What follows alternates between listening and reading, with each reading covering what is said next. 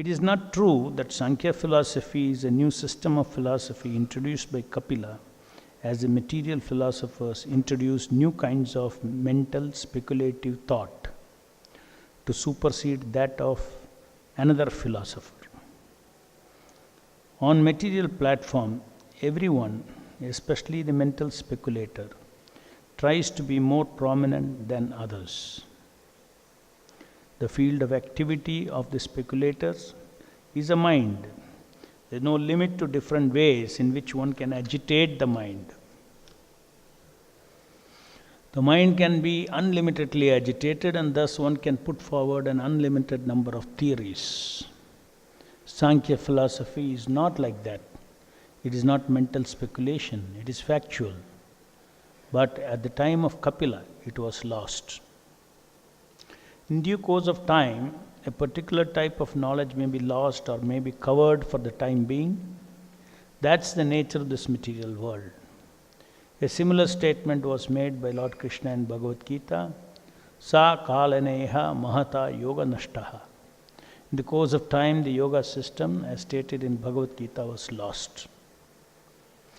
It was coming in parampara, in disciplic succession, but due to the passage of time, it was lost. The time factor is so pressing that in the course of time, everything within this material world is spoilt or lost. Yoga system of Bhagavad Gita was lost before the meeting of Krishna and Arjuna. Therefore, Krishna again enunciated the same ancient yoga system to Arjuna, who could actually understand Bhagavad Gita. Similarly, Kapila also said that the system of Sankhya philosophy was not exactly being introduced by him. It was already current, but in the course of time it was mysteriously lost. And therefore he appeared to reintroduce it. That is the purpose of the incarnation of Godhead. Yada yada hi dharmasya glanir bhavati bharata. Dharma means the real occupation of the living entity. When there is a discrepancy in the eternal occupation of the living entity, the Lord comes and introduces the real occupation of life. Any so-called religious system that is not in line of devotion service is called adharma samsthapana. When people forget their eternal relationship with God and engage in something other than devotion service, their engagement is called irreligion. How can one get out of the miserable condition of life, material life, is stated in Sankhya philosophy. And the Lord himself is explaining this sublime system. That he is the Supreme Lord, but who has assumed the body of Kapila in order to recover something that was lost in the course of time. What was that? It is a knowledge of self-realization and freedom from entanglement in this material world.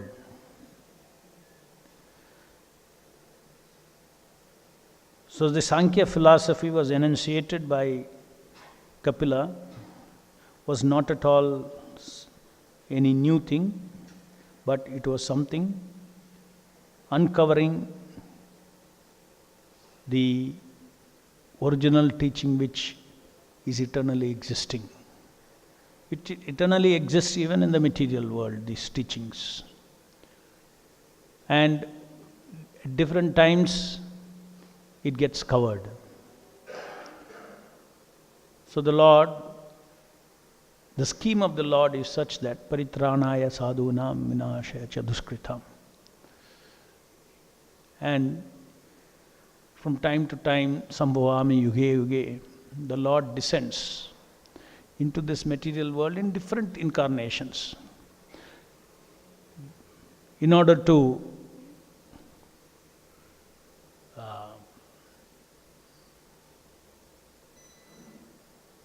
reciprocate with the devotees and to destroy the demons or destroy those who have no regard for Shastra, no regard for the Vedic knowledge, nor regard for implementing the same in their lives.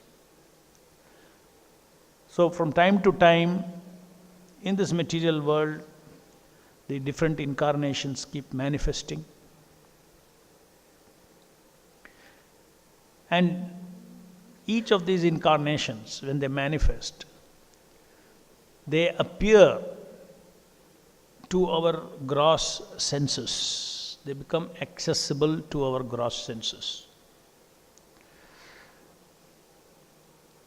That is a characteristic of the incarnation of the Lord. Because the Lord's Swarupa is Satchidananda. Lord Swarupa is transcendental. Lord Swarupa cannot be seen with the material eyes. So the Lord takes up different forms in this material world. It may be deity form, it may be holy name, it may be a walking body like Kapila. And takes up this body, which we can see with our eyes. But at the same time, by his inconceivable mystic potency, when you see these forms of this incarnation with our material senses, we also simultaneously touch his Satchidananda form. Therefore, these forms of the Lord that the Lord assumes, they are not material.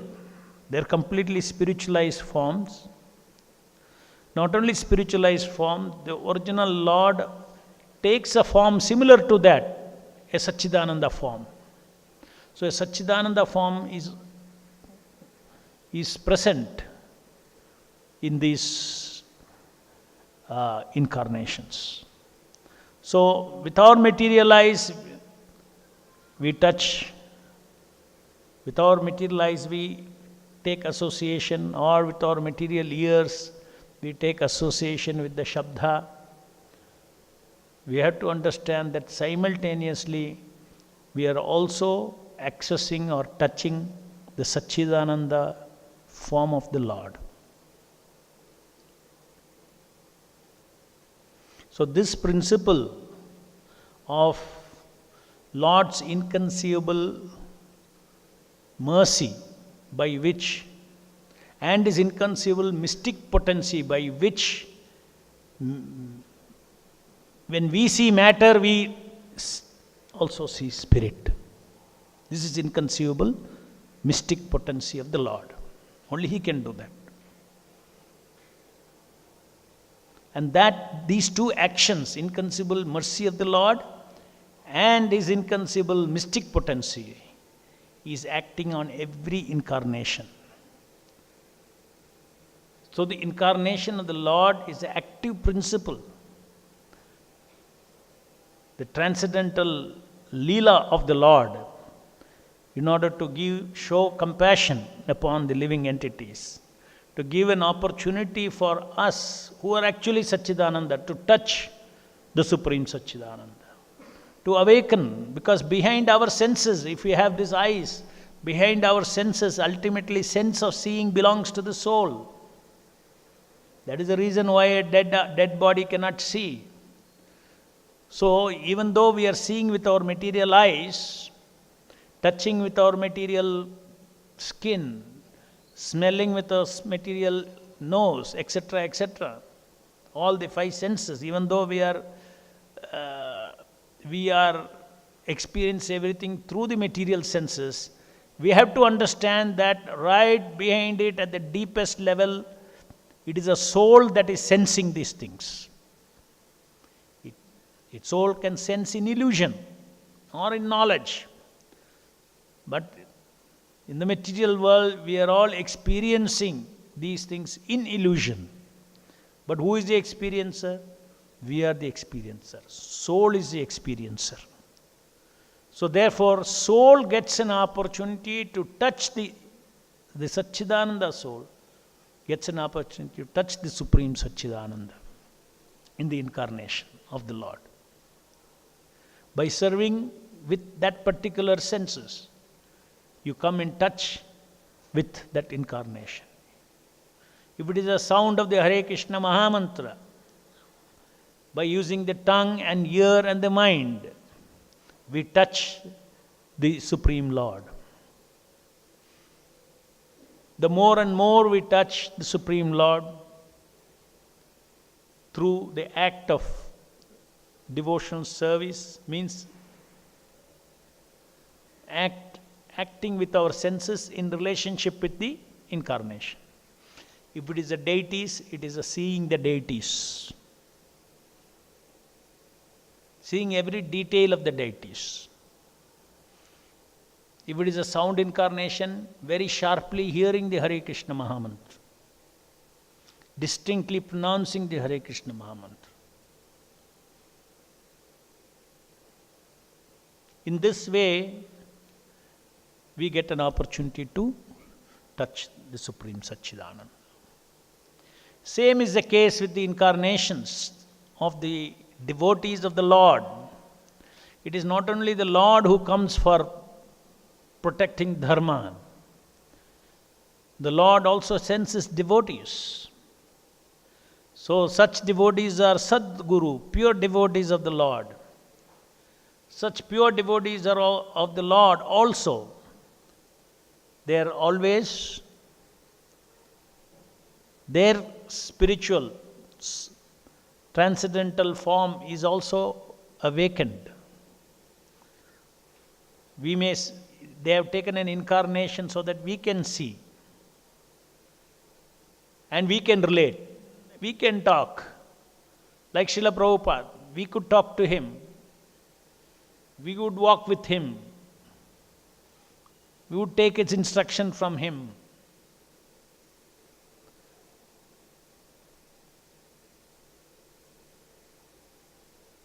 Exactly as the incarnation of the Lord,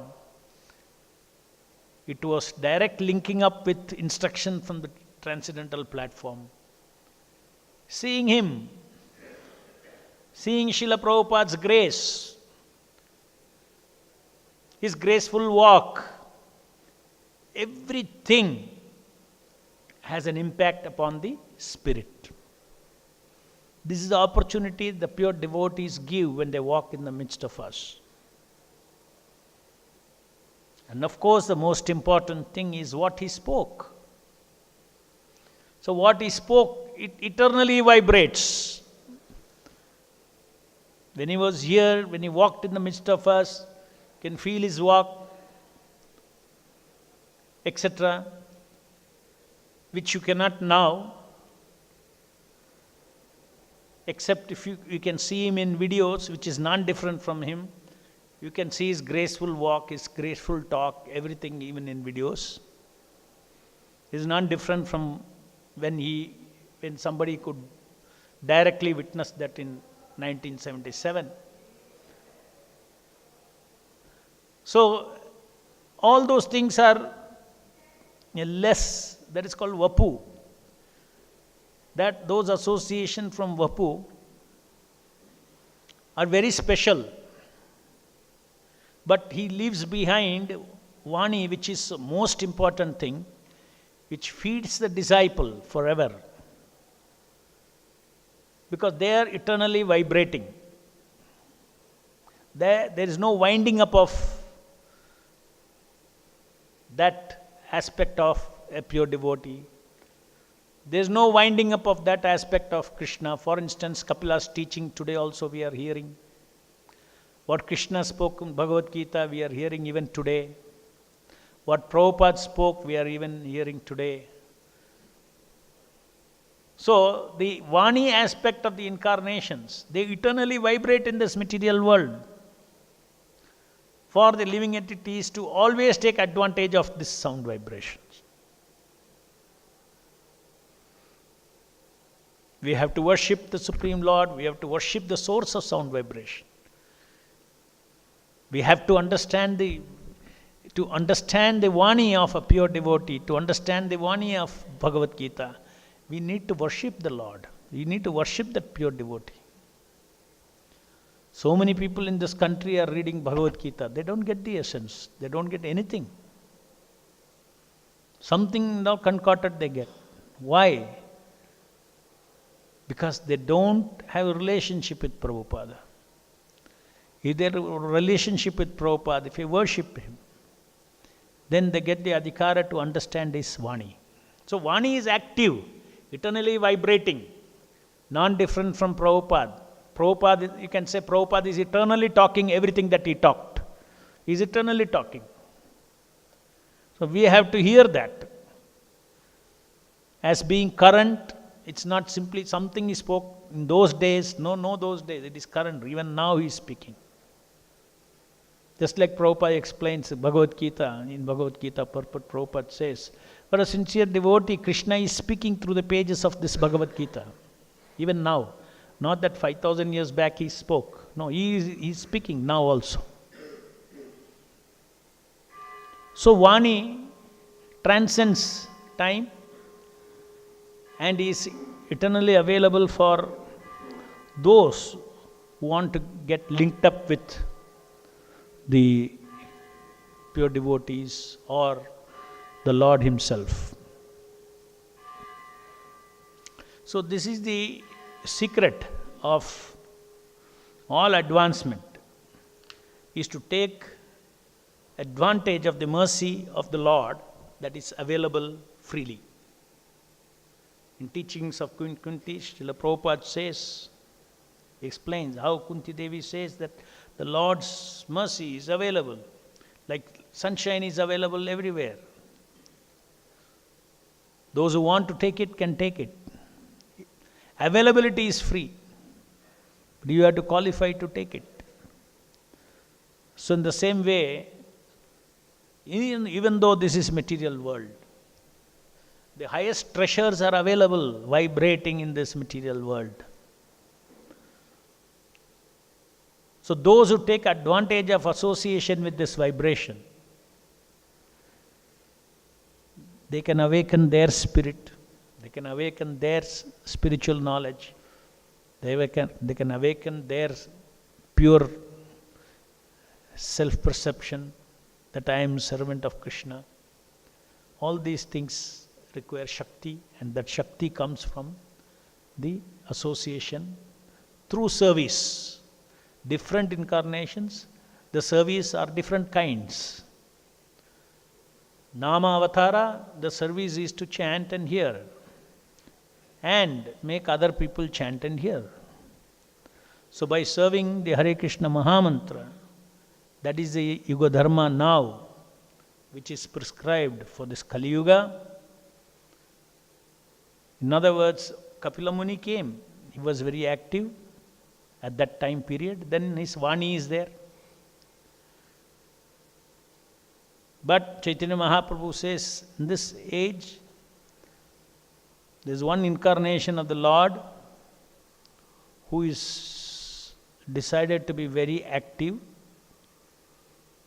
in giving out mercy. Kalikale Krishna Nama Rupa Avatara. So this Avatara of the Lord is the most, you can see, Chaitanya Mahaprabhu came, he spread Hare Krishna Mahamantra all over this country. Later on, Chaitanya Mahaprabhu entrusted to his dear servant Srila Prabhupada to take it all over the world. People all over the world are chanting Hare Krishna Mahamantra. This is Leela of the Lord. It's the Leela of the Nama.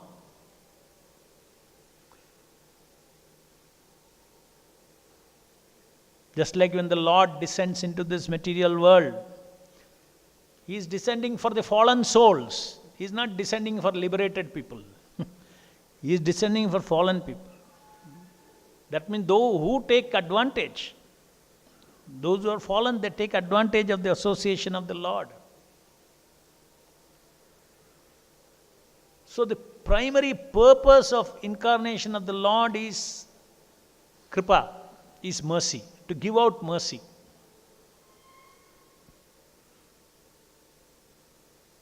And especially Chaitanya Mahaprabhu, Namo Mahavadanyaya Krishna Prema Pradayate, most munificent.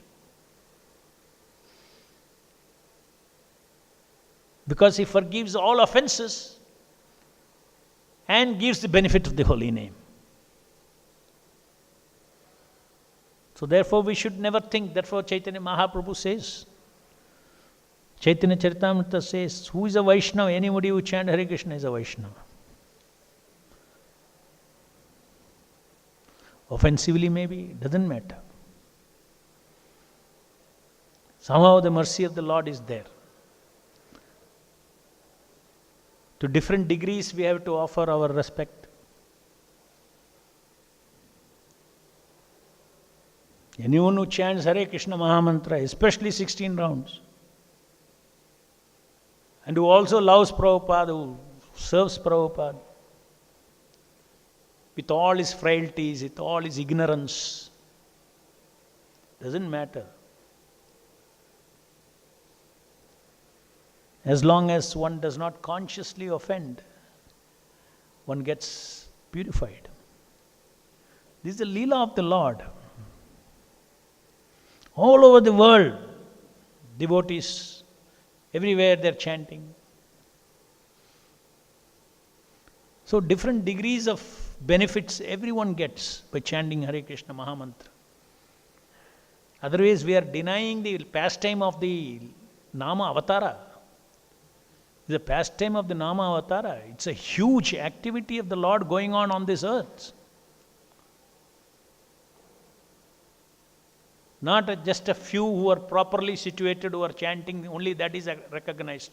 Everybody else will go to, are useless.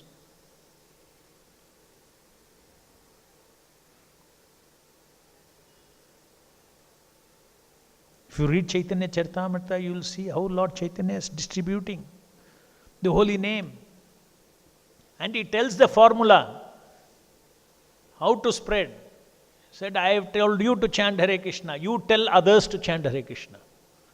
Tell them to tell others to chant Hare Krishna. He is not telling that I have to tell directly to everybody. This is his decision. Just like Prabhupada told the world to chant Hare Krishna. And we tell so many people, why don't you start one round? They start chanting. How you got the power? They started chanting. And then you become a devotee. That person becomes a devotee. It is a Leela of the Nama. It is his decision. The holy name of the Lord has incarnated. His decision to distribute his mercy.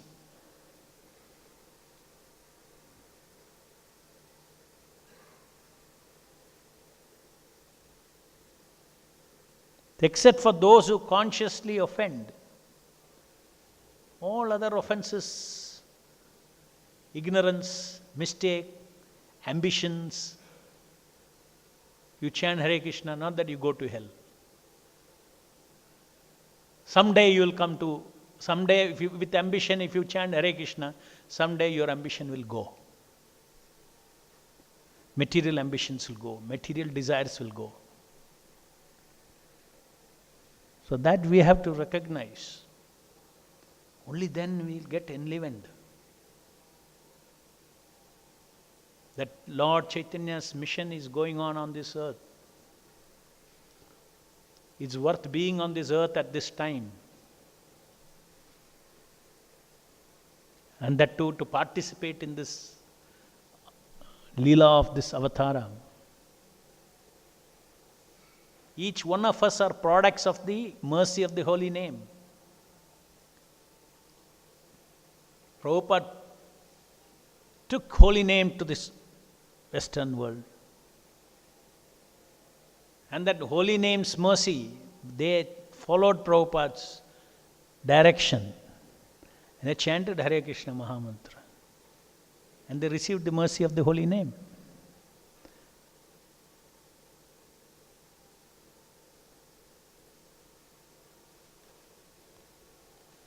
And Chaitanya Mahaprabhu has predicted every town and village, his name will be heard, spread, chanted. And Prabhupada fulfilled that.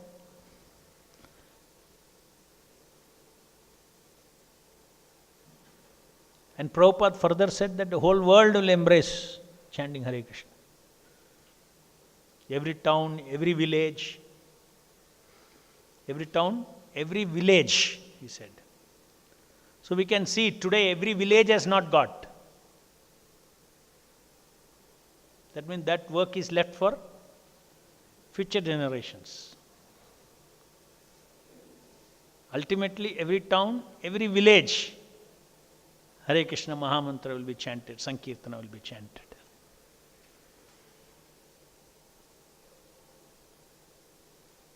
Which is a prediction of the Lord. It never fails.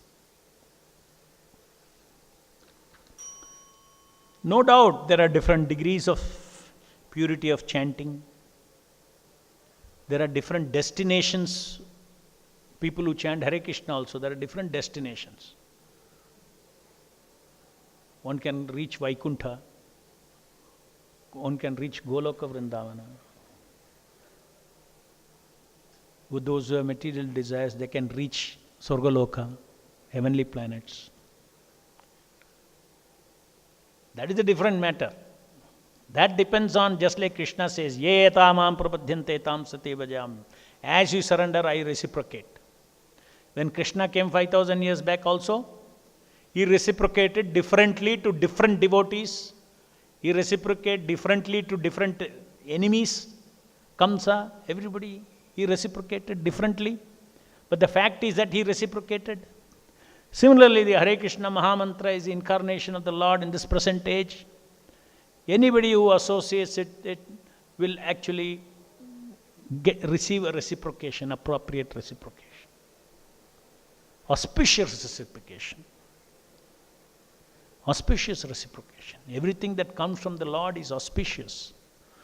By touching the Lord, nothing inauspicious will come. By touching the Lord, nobody will go to hell.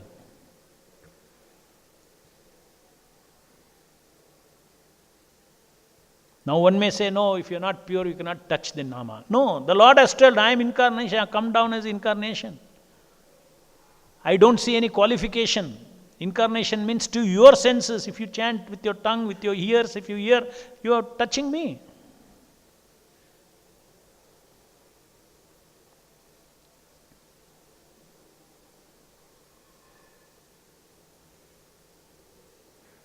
Chaitanya Charitamrita talks about Muslims cursing by saying harami. In that Ram word is there. And they get benefit for that.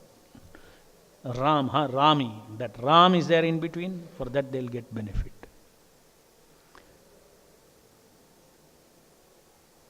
Because why? That is his decision. It's not an impersonal action of some sound.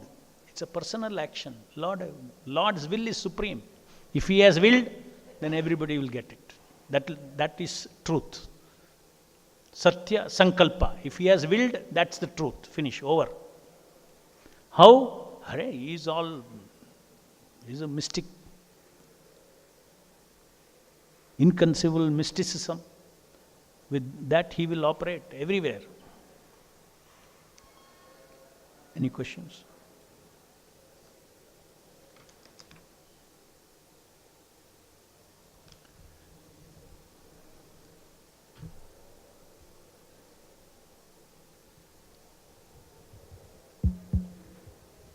Hare Krishna Prabhu. How do we overcome the hesitation while rendering the devotional services, Prabhu? How do we overcome? Hesitations. Hesitation. Like for chanting the holy name, we have to chant always 24 hours.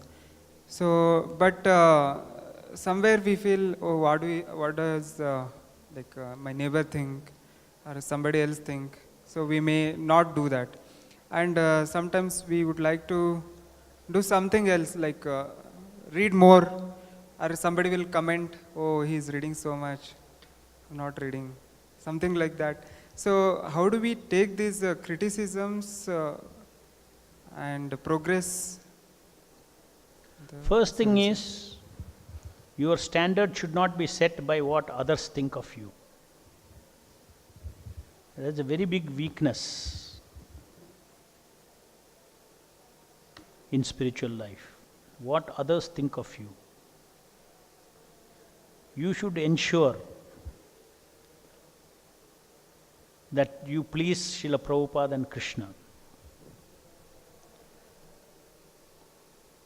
There are two kinds of gratification, sense gratification, and the other one is social gratification. So social gratification means, if somebody thinks bad of you, you feel, your mood goes down. Why is he feeling bad about? Should tell, let the whole world feel bad about me. I don't care if Prabhupada and Krishna is happy. Now, how to establish, that doesn't mean you get into a pride. This is not a formula for pride. It is to protect yourself, your mind, from looking around for social acceptance.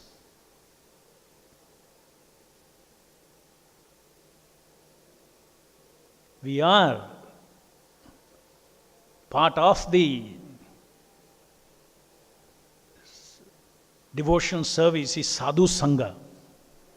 Guru Sangha, Sadhu Sangha. But Sadhu Sangha also is not social Sangha. Sadhu Sangha is proper. There is a proper definition of Sadhu Sangha. Just because you're thinking what the ashram devotees will think of me, that is not Sadhu Sangha alone.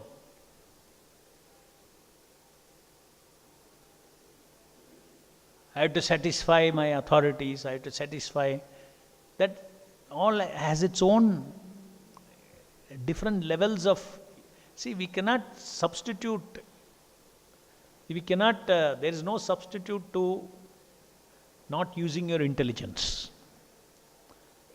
Everywhere you have to use your intelligence.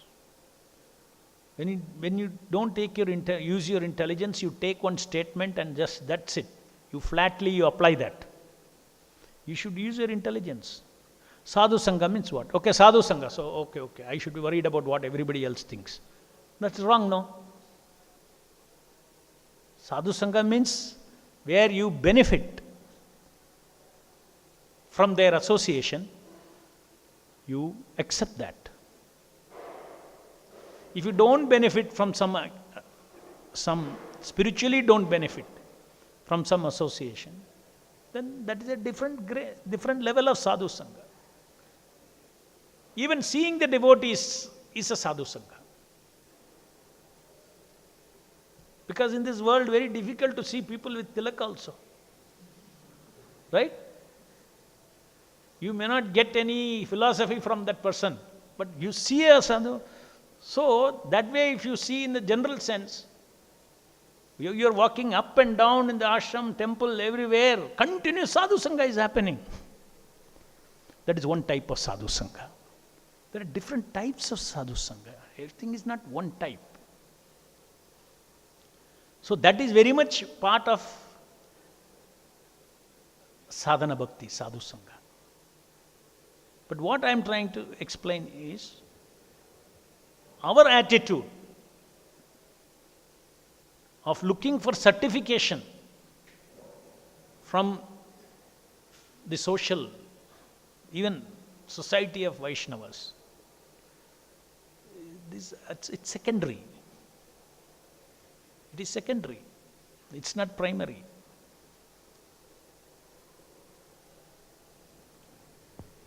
So that you have to overcome that. So as I said, the answer is be intelligent. If you don't know how to be intelligent, then learn how to be intelligent. That is the next question. How to be intelligent? Go with people who are intelligent and learn how to be intelligent. जय ग्रंथराज श्रीमद् भागवतम की जय, जगत गुरु शिल प्रभुपाद की जय.